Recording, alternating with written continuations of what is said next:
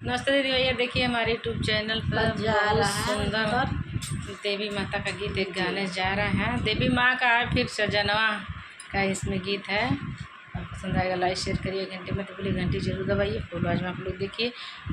इस गीत सुनकर आप लोग के दिल बहुत खुश हो जाएगा। आप लोग और देख के फुल आवाज में आप लोग देखिएगा सुनिएगा, तभी आनंद मिलेगा गीत की। हाँ, तभी आनंद मिलेगा गीत की। जब फुल आवाज में सुनेंगे तब अच्छा लगेगा ना, समझ आएगा, समझ में आएगा। नहीं सुनेंगे तो नहीं समझ में आएगा।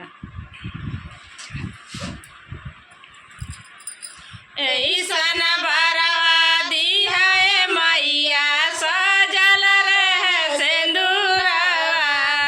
ऐसन बरवा दी है मैया सजल रहे सिंदूरवा। नैहर में दिया भाई भतीजवा, ससुर में लौरा देवरवा।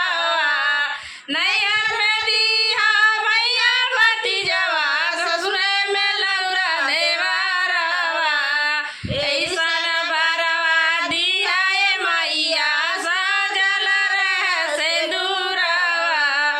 ऐसन बरवा दिया मैया सजल रहे ससुरवा। हुसैया ऐसन सासु दियर, जद शरत ऐसन ससुरवा।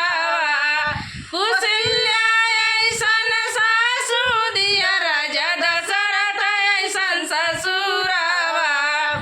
ऐसन बरवा दिया मैया सजल रहे सिंदूरवा। ऐसन बरवा दिया मैया सजल रहे ससुरवा। लव कुश ऐसन ललना दिया, सुंदर है सजनवा। लव कुश ऐसन ललना दिया, सुंदर है सजनवा। ऐसन